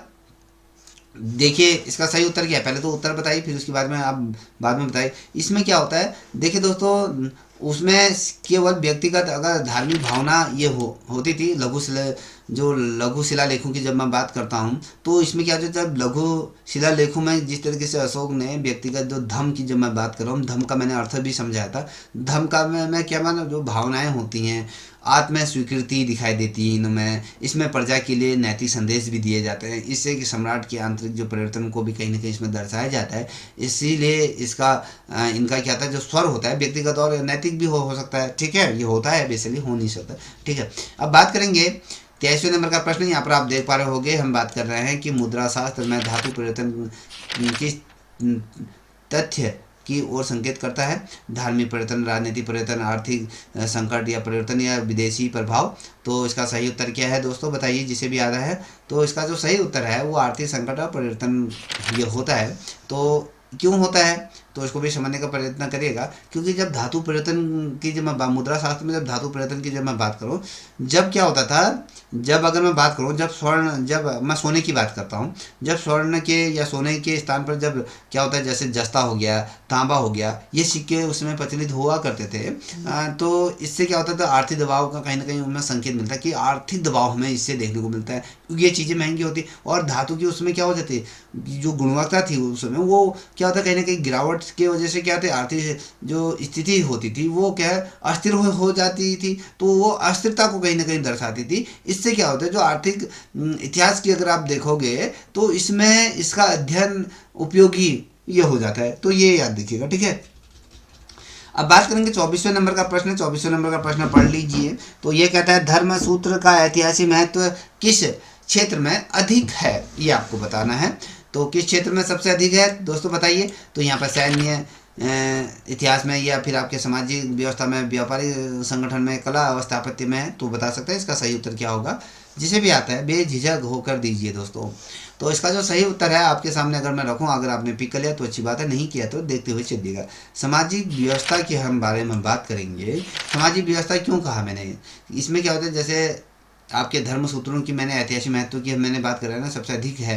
तो इसमें क्यों इसलिए कहा, क्योंकि जो धर्म सूत्र होते हैं उनमें वर्ण और साथ ही आपके आश्रम हो गए, विवाह हो गए, उत्तराधिकारी की जब मैं बात करूंगा उसमें से जिस तरीके से दंड व्यवस्था का भी कहीं ना कहीं इसमें जिक्र आपको देखने को मिल जाएगा। आपने पढ़ा होगा निश्चित रूप में, ये चीज़ें मैं कह रहा हूँ वो आपको सही लग रही होंगी। तो ये क्या होता है, जैसे मैंने कहा कि आपके धर्म सूत्र में जिस तरीके से वर्ण हो गया, आपके आश्रम हो गए, व्यवहार हो गया, उसका उत्तराधिकारी किस तरीके से होगा, और दंड की व्यवस्था का वितरण किस तरीके से होगा। इससे क्या होगा, जो तात्कालीन जो सामाजिक संरचना होगी उसमें नैतिक मान्यताओं का ज्ञान होगा, सबसे पहली बात। दूसरी अगर मैं कहूँ तो इसमें सामाजिक इतिहास की कहीं ना कहीं हमें प्रमुख साहित्य स्रोत हमें देखने को मिल जाता है। तो ये कई दृष्टिकोण से महत्वपूर्ण हो जाता है। ठीक है, चलिए 25वें नंबर के प्रश्न की तरफ बढ़ रहे हैं। तो 25वें नंबर का प्रश्न है, फ्रायहान के वितरणों की सीमा क्या मानी जाती है। ठीक है, प्रशासनिक जानकारी का अभाव होता है, आध्यात्मिक पक्षपात होता है, यहाँ पर अगर आप देखो भाषा की कठिनता है, या भौगोलिक अज्ञान है। तो बता सकते हैं इसका सही उत्तर क्या होगा। चलिए जिसे भी आता है, 25वें नंबर का प्रश्न है, अच्छी तरह से इसका आंसर दीजिए। 50 नंबर की श्रृंखला तक ले जाऊंगा आज, ठीक है, जितने भी अटैम्प्ट हो सकते हैं। तो यहाँ पर अगर बात करूँ तो इसका जो सही उत्तर है ऑप्शन बी, धार्मिक पक्षपात के बारे में बात करूंगा। क्योंकि जो फ्रान है उन्होंने बौद्ध भिक्षु ये उसमें हुआ करता था, ठीक है, याद रखिएगा। क्योंकि जो फ्रान था वो कौन था, बौद्ध भिक्षु ये था। इसने अगर मैं कहूँ बौद्ध धर्म स्थल और जाति संघ का क्या कहता है अधिक वर्णन किया। और जैसे अन्य जो धर्म थे, धर्मों की मैं बात करूँ तो उसमें सामाजिक वर्गों का विवरण सीमित था और किस तरीके से विवरण था, धार्मिक दृष्टिकोण से ये बहुत ज़्यादा महत्वपूर्ण हो जाता था। तो इस तरीके मैंने आपका धार्मिक पक्ष को क्यों मैंने टारगेट किया, क्यों, इसलिए इसका प्रश्न का उत्तर सही है, तो ये इसलिए हो। अब यहाँ पर आप देख पा रहे हो 26वें नंबर का प्रश्न है। तो 26वें नंबर का प्रश्न को बताइए क्या है। तो यहाँ पर आप देख पा रहे हो पूरा लेखों में प्रयुक्त राजकीय उपाधि किसका संकेत देती हैं, केवल धार्मिक विश्वास या शासक की निजी रुचि या राजनीति विचारधारा या आर्थिक व्यवस्था। चलिए बताइए क्या सही है, जिसे भी आता है आंसर दीजिए, ठीक है। तो बताइए बेटा कि क्या है इसका सही उत्तर। अगर इसका जो सही उत्तर आपके सामने रखूं तो ऑप्शन सी, यहाँ पर राजनीतिक विचारधारा आ जाती है, याद रखिएगा, ठीक है। क्योंकि राजनीतिक विचारधारा क्यों आ जाती है, प्रश्न आपके हृदय मन में कौतूहल मचा रहा होगा। जब आपने देखा होगा कि जहाँ पर एक शब्द आता है, आपने इस चीज़ को कई दफ़े पढ़ा होगा इतिहास में, महाराधिराज एक शब्द आता है, महाधिराज राज जो शब्द आता है वो देवपुत्र जैसी उसमें उपलब्धियां हुआ करती थी, वो सत्ता का कहीं ना कहीं प्रतीक होते था, उसको वैध तरीके से उसमें दर्शाया जाता था। इसलिए राज की उपाधियों का संकेत हम जब मैं बात करूँ तो ये इसलिए समझिए कि मैंने इसलिए इसको राजनीतिक विचारधारा से जोड़ा था। महाराजाधिराज पधार रहे हैं, उनके ज्येष्ठ पुत्र पधार रहे हैं, ये उपाधि हमने कहा कि किसी को गरुड़ की उपाधि दी गई है, किसी को खिलजी की उपाधि दी, अलग अलग तरीके से उपाधियां दी जाती हैं। तो ये उपाधि सत्ता का कहीं ना कहीं क्या होता है, प्रतीक के तौर पर वैध चीज़ों को दर्शाता है। इससे क्या होता है, शासन की क्या होती है, राजनीतिक सोच और प्रबुद्धता की अवधारणा को हम कहीं ना कहीं इससे स्पर्श करती हैं। और जो बेसिकली इस चीज़ को भी ध्यान में रखिएगा कि उपाधियाँ होती है वो राजनीतिक इतिहास का सबसे महत्वपूर्ण स्रोत होती हैं, ठीक है। अब बात करेंगे 27वें नंबर का प्रश्न, क्या कहता है, किसी स्रोत से प्राचीन भारत में श्रेणी व्यवस्था की पुष्टि होती है। तो यहाँ पर आप देव वैदिक संहिताएं होती हैं, अभिलेख एवं दान पत्र होते हैं, महाकाव्य, विदेशी सिक्के होते हैं। तो क्या हो सकता है इसका सही उत्तर बताइए, चलिए आंसर दीजिए। 27वें का सही उत्तर क्या है, आपको हम बात करें कि प्राचीन भारत में श्रेणी व्यवस्था की पुष्टि कैसे होती थी, उसमें ये बताना है आपको। तो चलिए, अगर आपने याद कर लिया है, पिक कर लिया है तो अच्छी बात है, नहीं किया तो देख लिया। इसमें अगर आप देखोगे अभिलेख एवं दान पत्र होते हैं, दान पत्र होते हैं, दान पत्र और साथ ही जो अभिलेख होते हैं उसमें किस तरीके से व्यापारिक श्रेणियों का उल्लेख मिलता है, ये आपने पढ़ा होगा, मैं इसको ज़्यादा डिस्कस नहीं करूँगा। इससे क्या होता है, जो आर्थिक संगठन की मैं बात करूँगा और साथ ही जो नगर जीवन का कहीं ना कहीं ये प्रमाण देते हैं, कौन देते हैं, हम कह रहे हैं कि किस स्रोत से प्राचीन भारत में श्रेणी व्यवस्था की पुष्टि होती है, ये आपको। जब मैं दान पत्रों की बात करता हूँ और अभिलेखों में जिस तरीके से व्यापारिक श्रेणियों को किस तरीके से उल्लेख उसमें मिलता है और आर्थिक तौर पर जिस तरह से संगठनों में और साथ ही नगर जीवन का हमें प्रमाण देखने को मिलता है, इससे हमें ये पुष्टि हो जाती है कि भैया कि व्यापारिक वर्ग उसमें सामूहिक शक्ति का ज्ञान उसमें बेसिकली उनको था, ठीक है। अब बात करेंगे 28वें नंबर का प्रश्न। 28वें नंबर का प्रश्न क्या कहता है, इंडो ग्रीक सिक्कों का ऐतिहासिक महत्व किस दृष्टि से विशिष्ट है, ये आपको बताना है। केवल धार्मिक, द्विभाषाई और द्विसांस्कृतिक, या फिर ग्रामीण व्यवस्था या प्रशासनिक आदेश। तो मुझे लगता है कि इसका तो उत्तर आप ऐसी ही आंख बंद करके दे दोगे, तो इसका सही उत्तर बी, द्विभाषी और द्विसांस्कृतिक। अब ये होता क्या है द्विभाषी द्विसांस्कृतिक, अर्थ सही, शब्द सही अर्थ समझ में आ रहा होगा। इससे जब मैं बात कर रहा हूँ तो इन जो ये सिक्के होते हैं ना, जो ऐतिहासिक सिक्कों की, जब मैंने इंडो सिक्कों की जब मैं बात करता हूँ, इन सिक्कों पर जो ग्रीक और जो खरोटी एक जो लिपि है, खरोटी लिपि है, ग्रीक और खरोटी लिपि, दोनों लिपियाँ जब मिलती हैं तो ये क्या कहते हैं, द्विभाषाई या द्विसांस्कृतिक तौर पे मैं कह रहा हूँ। जब दो क्या होती है, एक तो ग्रीक मिली है, खरोटी, जो दोनों लिपियाँ जब मिलती हैं तो ये सांस्कृतिक संपर्क और किस तरह के समन्वय का प्रमाण ये होती हैं। ठीक है, इससे क्या होता है, जो विदेशी शासक होते हैं या जो स्थानीय जो परंपरा का कहीं ना कहीं हमें आपस में मेल या साझा ये हमें किया जा सकता है कि विदेशी जो संस्कृति है और स्थानीय जो संस्कृति है उसका कहीं ना कहीं परस्पर हमें जो मेल मिलाप या समझौता हमें देखने को मिल जाता है। ठीक है, चलिए आगे बढ़ रहे हैं। 29वें नंबर का प्रश्न है, तो 29वें नंबर के प्रश्न को आपके सामने रख रहा हूँ। यह कहता है कि भैया कि जैन साहित्य ऐतिहासिक दृष्टि से किस विषय पर विशेष प्रकाश डालता है? राजनीतिक संघर्ष पर, नगर एवं व्यापारी जीवन पर, युद्ध प्रणाली पर, तकनीक, कृषि तकनीक पर। तो ये आपको बताना है दोस्तों। तो 29वें नंबर का प्रश्न है, तो हम कह रहे हैं कि जैन साहित्य दृष्टि से इतिहास के विषय में अगर देखें दृष्टि से किस विषय पर प्रकाश डालता है, जैन साहित्य की हम बारे में बात करते हैं। तो याद रखिएगा, पुनः मैं बार बार दोहरा रहा हूँ। तो इसका जो सही उत्तर होगा, तो इसका क्या होगा बता सकते हैं? तो इसका जो सही उत्तर होगा वो आपके नगर और व्यापारी जीवन को मद्देनजर रखा जाता है उस समय। क्योंकि जैसे आपने जैन ग्रंथों को अध्ययन किया होगा, पढ़ा होगा, तो जैन ग्रंथों में नगरों की बात करते हैं, व्यापारियों की बात करते हैं, जो जो मजदूर वर्ग होते हैं, तो जो श्रवक होते हैं, तो उनका विस्तृत रूप से उसमें उल्लेख आपको देखने को मिल जाएगा। इससे क्या होता है, जो नगरी होगी व्यापारी संस्कृति का ज्ञान होता है और साथ ही जो आर्थिक सामाजिक इतिहास के लिए भी ये कहीं ना कहीं महत्वपूर्ण हो जाता है। ठीक है, अब बात करेंगे 30वें नंबर की तरफ बढ़ रहा हूँ। तो यहाँ पर आप देख पा रहे होंगे, कहता है कि यात्रा वृत्तांतों में जनसंख्या संबंधी विवरण क्यों महत्वपूर्ण हैं, ये आपको बताना। कर निर्धारण हेतु, धार्मिक प्रचार हेतु, या सामाजिक संरचना समझने हेतु, या नैतिक या सैन्य शक्ति हेतु। तो दोस्तों मुझे लगता है इसका भी उत्तर आप समझ गए होंगे। इसका जो सही उत्तर है वो सामाजिक संरचना समझने हेतु। आप कैसे समझोगे ये तो बताओ ना मेरे को। तो ये जो यात्रा वृत्तांत होते थे उसमें जनसंख्या संबंधी विवरण इसलिए दिए जाते थे क्योंकि जो यात्री होते थे वो नगरों की जनसंख्या को भी कहीं ना कहीं अपने पुस्तकों में, अपने यात्रा वृत्तांतों में उनका जिक्र करते थे। जीवन स्तर कैसा था उसका भी वर्णन उसमें किया करते थे, और किस तरीके से सामाजिक घनत्व है और नगरीकरण का किस तरीके से स्तर है उस समय, वो उस चीज़ को हम साझा किया जाता था, उनको समझाया जाता था। इसके बलबूते अगर हम देखें ना, तो सामाजिक इतिहास का कहीं ना कहीं पुनर्निर्माण जो हमें देखने को मिलता है वो यात्रा वृत्तांतों में ही हमें देखने को मिलता है। ये बहुत ज़्यादा उसमें क्या हो जाती है, सहायक के रूप में ये कार्य करती हैं। ठीक है, 31वें नंबर का प्रश्न आपके सामने है। तो यहाँ पर आप देख पा रहे होंगे कि पुरातात्विक साक्ष्यों की व्याख्या में सबसे बड़ी चुनौती क्या है? समस्या, तिथि अंकन, व्यक्तिपरक व्याख्या, या फिर सामग्री की कमी। तो सही उत्तर क्या हो सकता है, चलिए बताइए। 31वें नंबर का प्रश्न है दोस्तों, अच्छा प्रश्न है। तो इसका जो सही उत्तर होगा वो क्या हो गया, व्यक्तिपरक व्याख्या होगी। अब व्यक्तिपरक व्याख्या की जो मैंने तो बात कर दी, ये क्यों होगी, क्योंकि आप जब पुरातात्विक साक्ष्यों की जब हम बात करते हैं, ये साक्ष्यों का मतलब वो होता है कि भैया अवशेषों के बारे में बात करते हैं। तो पुरातात्विक जो साक्ष्य होते हैं वो हमेशा, आप अगर देखोगे जो अवशेष होते हैं वो हमेशा मौन होते हैं, वो किसी तरीके से कोई हरकतें नहीं करते हैं या कोई चीज़ के बारे में आपको लिखित तौर पर वो जानकारी नहीं देते हैं। बेसिकली क्या होते हैं, मौन होते हैं।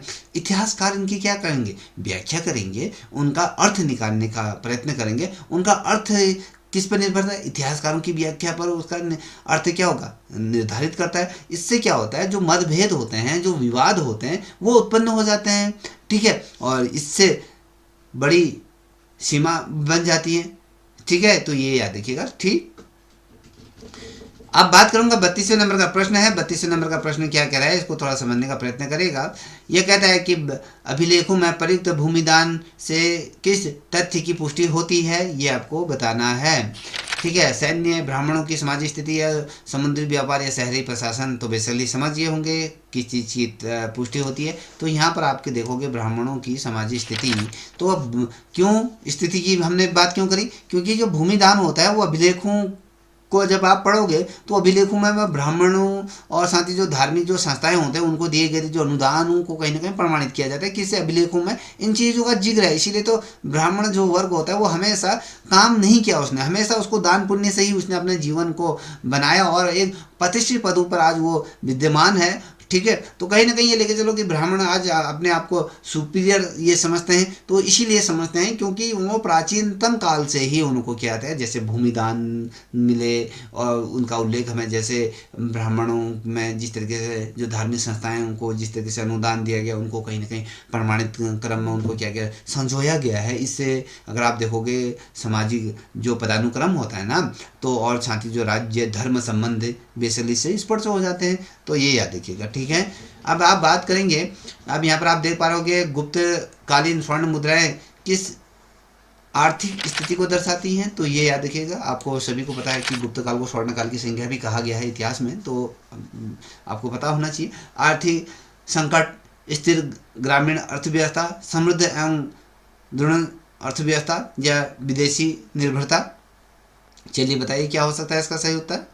तो दोस्तों इसका जो सही उत्तर है वो आपसे समृद्ध और दृढ़ अर्थव्यवस्था की हम बारे में बात करते हैं, क्योंकि गुप्त काल, क्योंकि जब मैंने कहा ना कि स्वर्ण काल की संज्ञा कहा था, क्योंकि गुप्त काल में ही आपको स्वर्ण मुद्राओं की जो शुद्धता होती है ना, और उनकी जो संख्या है वो आर्थिक जो समृद्धि है, मतलब कि बहुत बेहतरीन तरीके से वो कहीं न कहीं संकेत करता है। अब ये देखिए ना कि अर्थ जो स्वर्ण काल की संज्ञा किसी कालखंड को क्यों दी जाती है, गुप्त काल को स्वर्ण काल की संज्ञा क्यों की, तो इस कालखंड में जितने भी समाज में जो वर्ग है उन वर्गों के पास बेहतरीन पर्याप्त धन मात्रा अपने जीवन को बेहतर करने का क्या था, संसाधन थे, काम था, भरपूर मात्रा, कोई भी खाली नहीं बैठता था, पर्याप्त मात्रा में सभी के लिए काम उपलब्ध था। ऐसे कालखंडों को हम क्या करेंगे, स्वर्ण काल की संज्ञा देते हैं। तो ये व्यापार हो गया और आपके राज को उसको भी कहीं ना कहीं मजबूती प्रदान करते हैं स्वर्ण मुद्राएं, ठीक है।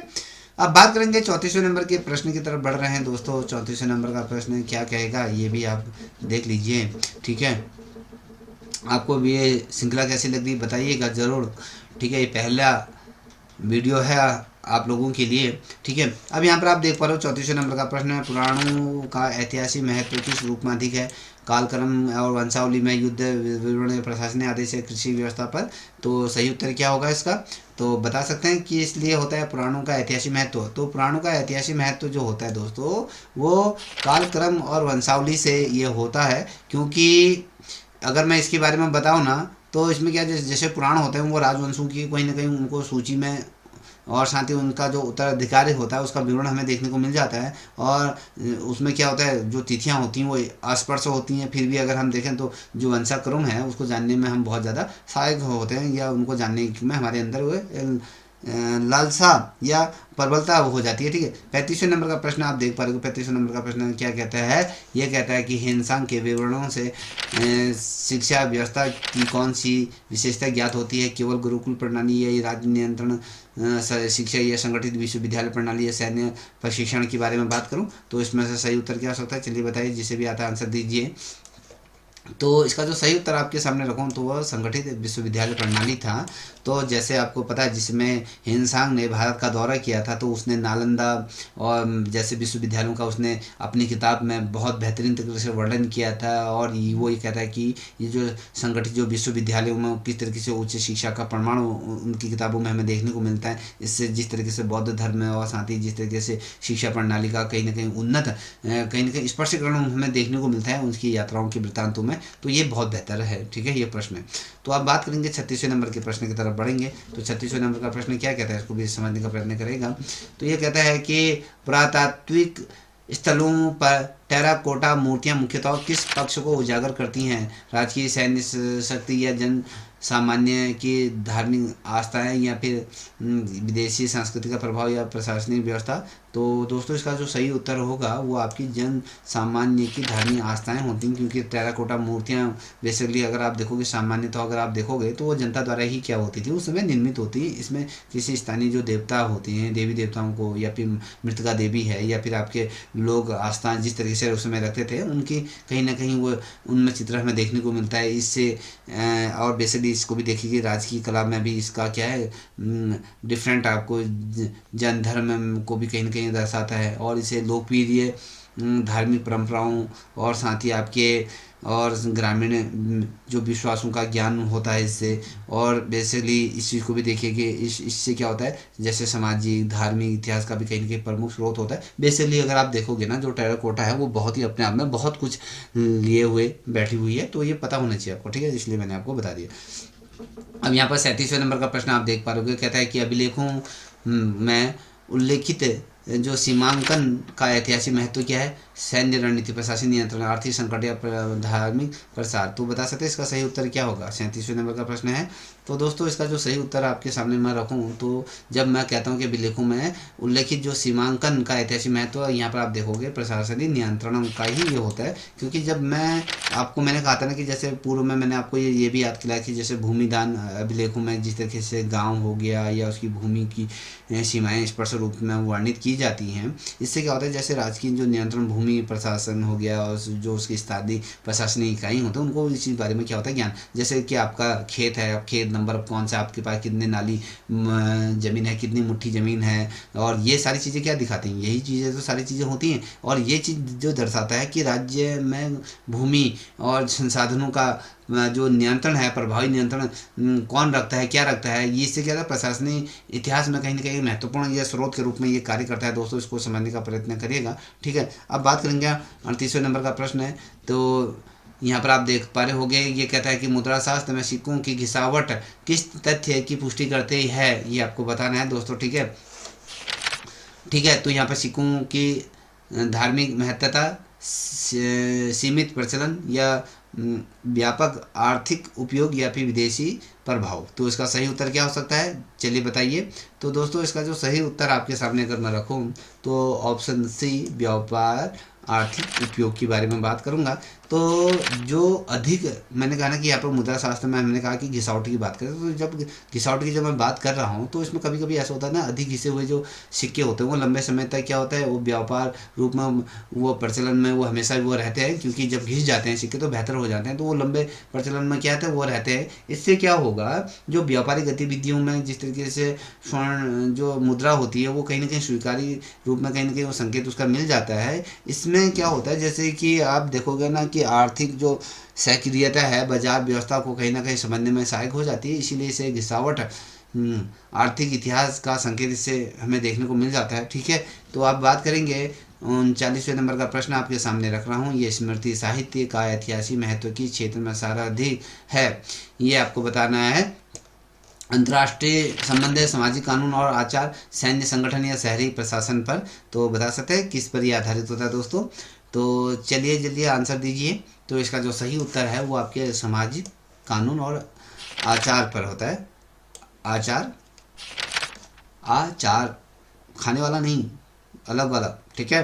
तो इसका अगर मैं बेसिकली इसका उत्तर आपको दूँ ना, तो जब आपने मनुस्मृति, वाशिन्यायन स्मृति जैसे जो ग्रंथों में अगर आप देखोगे ना, वर्ण और साथ ही आश्रम, जो दंड और साथ ही जो परिवार, और मैंने पूर्व में भी इस चीज़ का जिक्र किया था कि भैया वो परिवारिक कानूनों का कहीं ना कहीं उसमें विवरण हमें देखने को मिल जाता है। इससे क्या होता है, सामाजिक जो संरचना होती है, किस तरीके से समाज में नैतिकता मान्यताओं की जानकारी हमें मिल जाती है। इससे सामाजिक इतिहास के लिए क्या होता है, ये बहुत ज़्यादा उपयोगी होता है। इसमें ब्राह्मणवादी दृष्टिकोण भी क्या हो जाता है, बहुत ज़्यादा प्रबल ये हो जाता है, ठीक है। अब बात करेंगे 40वें नंबर के प्रश्न आपके सामने रख रहा हूँ। तो ये 40वें नंबर का प्रश्न क्या कहता है, इसको समझिएगा।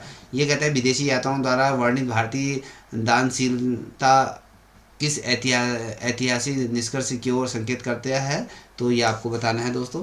क्या कह रहा है कि भारतीय जो दानशीलता किस ऐतिहासिक निष्कर्ष की ओर संकेत करती है। तो ये सैन्य कमजोरी या आर्थिक दरिद्रता या धार्मिक सामाजिक मूल्य प्रणाली या प्रशासनिक अवस्था।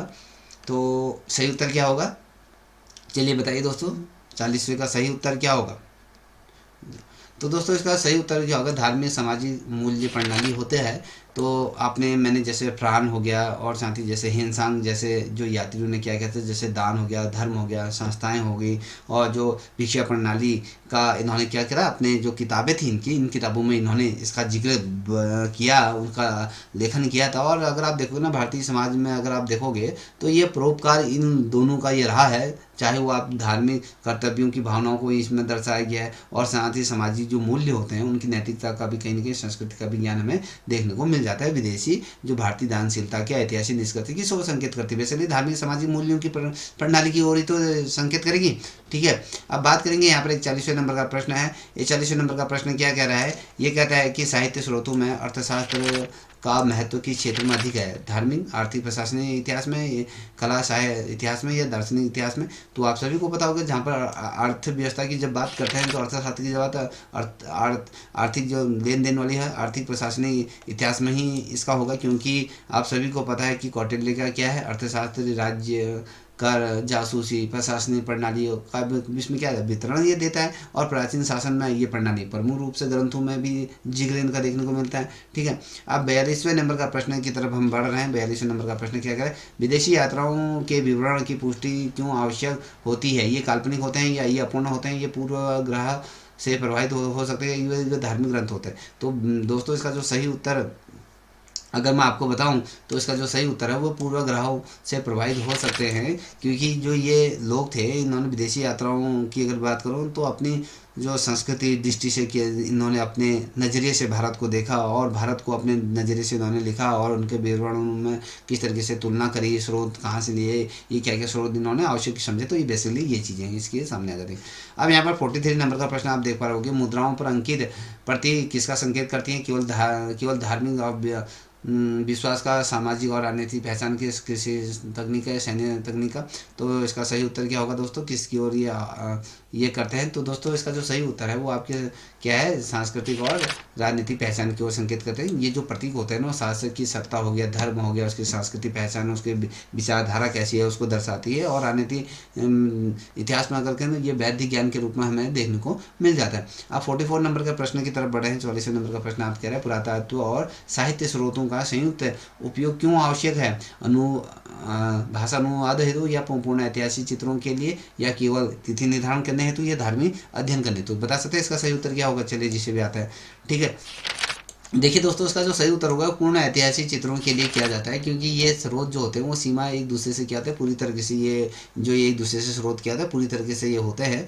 एक स्रोत दूसरे की सीमा और दूसरे स्रोत से पूरी ये होती है। ये क्या होता है, संयुक्त अध्ययन से इतिहास अधिक संतुलित ये हो जाता है। ठीक है, अब बात करेंगे 45वें नंबर का प्रश्न आप देख पा रहे होंगे। ये कहता है कि यात्रा वृत्तांतों में भारतीय समाज किस विशेषता पर ध्यान दिया गया है? तो यहाँ पर युद्ध पीड़िता, जाति व्यवस्था, या तकनीकी, या कर प्रणाली? तो बेसिकली इसमें जाति व्यवस्था जिस तरीके से भारत में व्याप्त है, तो जितने भी विदेशी यात्री थे उन्होंने जाति व्यवस्था को किस तरीके से भारतीय समाज की विशिष्ट पहचान ये माना था। उन्होंने कहा था कि जिस तरीके से यहाँ वर्ण व्यवस्था उस समय चलती थी, उन्होंने जिस तरीके से विवरण सामाजिक संरचना को समझने में बहुत ढेर सारे तरीके से सहायता ये प्रदान हुई। ठीक है, अब यहाँ पर आप देख पा रहे होंगे 46वें नंबर का प्रश्न है कि पुरालेख शास्त्र का सबसे विश्वसनीय पक्ष क्या होता है? धार्मिक निरपेक्षता, समकालीनता, या भाषा की सरलता, या साहित्य सौंदर्य? तो बता सकते हैं इसका सही क्या होगा? चलिए, तो दोस्तों इसका जो सही उत्तर होगा समकालीनता की बारे में बात करूंगा, क्योंकि अधिकांश अगर आप अभिलेख देखोगे ना तो समकालीन घटनाओं से ही क्या होते हैं, ये जुड़े होते हैं, और अपेक्षाकृत अगर आप देखोगे अधिक विश्वसनीय ये माने जाते हैं। ठीक है, अब यहाँ पर 47वें नंबर के प्रश्न की तरफ हम बढ़ रहे हैं। 47वें नंबर का प्रश्न क्या कहता है, इसको भी समझने का प्रश्न है। सिक्कों की प्राप्ति से किस प्रकार की जानकारी नहीं मिलती? तो ये आपका आर्थिक, राजनीतिक सत्ता, या फिर सामाजिक रीति रिवाज, या फिर विदेशी संपर्क की? तो इस कंडीशन में इसका सही उत्तर क्या होगा, बता सकते हैं? तो दोस्तों इसका जो सही उत्तर है, जो हमें जानकारी नहीं मिलती सिक्कों से, वो आपके समाज की जो रीति रिवाज होते हैं वो नहीं मिलते हैं, क्योंकि सिक्के सामाजिक परंपराओं का क्या प्रत्यक्ष विवरण नहीं दे सकते हैं। ये मुख्यतः क्या होता है, राजनीतिक और आर्थिक स्थिति को ही दर्शाएंगे। ठीक है, अब यहाँ देखेंगे 48वें नंबर का प्रश्न है। तो 48वें नंबर का प्रश्न क्या कहता है, धार्मिक साहित्य को इतिहास लेखन में किस सावधानी से प्रयोग करना चाहिए? पूर्ण अस्वीकार कर देना चाहिए, अक्षर स्वीकार करना चाहिए, आलोचनात्मक विश्लेषण से करना चाहिए, केवल अनुवाद करना चाहिए? तो इसका सही उत्तर क्या होगा? तो दोस्तों इसका सही उत्तर होगा कि आलोचनात्मक विश्लेषण से होता है। धार्मिक हो गया, धार्मिक साहित्य जो आस्था होता है उसका प्रभाव इनमें होता है, इसलिए इसकी आलोचना दृष्टि आवश्यक हो जाती है। तो ये याद रखिएगा। ठीक है, जहाँ पर 49 नंबर का प्रश्न है, इस श्रृंखला के अंतिम प्रश्नों की तरफ हम बढ़ चुके हैं। तो यहाँ पर 49 नंबर का प्रश्न आप देखो, प्राचीन भारतीय भारत में व्यापारिक मार्गों की जानकारी का प्रमुख स्रोत क्या है? वेद होता है, पुराण होता है, यात्रा वृत्तांत होता है या फिर स्मृति। तो आप सभी को पता है कि क्या होगा, क्योंकि भैया यात्रा वृत्तांत ही तो ये होगा। और जैसे इन्होंने क्या, जो यात्रा वृत्तांत जो भी ये विदेशी आकंताएँ थे, उन्होंने यात्राओं के द्वारा मार्गों का निर्माण सुनिश्चित किया, नगरों के बारे में बात करी, जो बंदरगाह उसमें हुआ करते थे उनका वर्णन किया गया, व्यापारी नेटवर्क किस तरीके से साझा किया इन्होंने, ये बहुत काबिल तारीफ उस समय रहा था। इस श्रृंखला का अंतिम प्रश्न, अगर आपको ये श्रृंखला अच्छी लगी हो प्लीज़ कमेंट करिएगा कैसी लगी। इसी तरीके से अगर निरंतर रखनी है तो वो भी बताइएगा, ठीक है। तो यहाँ पर आप देख पा रहे 50वें नंबर का प्रश्न है कि इतिहास लेखन में स्रोत आलोचना का आलोचना का उद्देश्य क्या है? स्रोतों को अस्वीकार करना, स्रोतों की प्रशंसा करना, उनकी प्रमाणिकता और सीमा समझना, या फिर केवल अनुवाद करना। तो दोस्तों इसका सही उत्तर क्या होगा बताइए। चलिए इसका सही उत्तर क्या होगा, उनकी प्रमाणिकता और उसकी सीमा समझना होता है। जो स्रोत होता है वो आलोचना से किसी स्रोत की विश्वसनीयता या फिर पक्षपात या फिर कहीं सीमा स्पर्श होती है। ये वैज्ञानिक क्या होता है, इतिहास के लेखन के आधार पर बहुत ज़्यादा महत्वपूर्ण होता है। आई होप आपको ये श्रृंखला बहुत अच्छी लगी होगी दोस्तों। अगर आपको ये श्रृंखला अच्छी लगी है तो प्लीज़ रिक्वेस्ट है, पुनः रिक्वेस्ट कर रहा हूँ, इस चैनल को सब्सक्राइब करें और साथ ही अपने दोस्तों को साझा करें। इसी तरीके से अगर आपको ये श्रृंखला चाहिए तो कमेंट अवश्य करेंगे कि इसी तरीके से निरंतर सर बनाए रखें। तो तब तक के लिए इतना ही। जय हिंद, जय भारत, जय उत्तराखंड।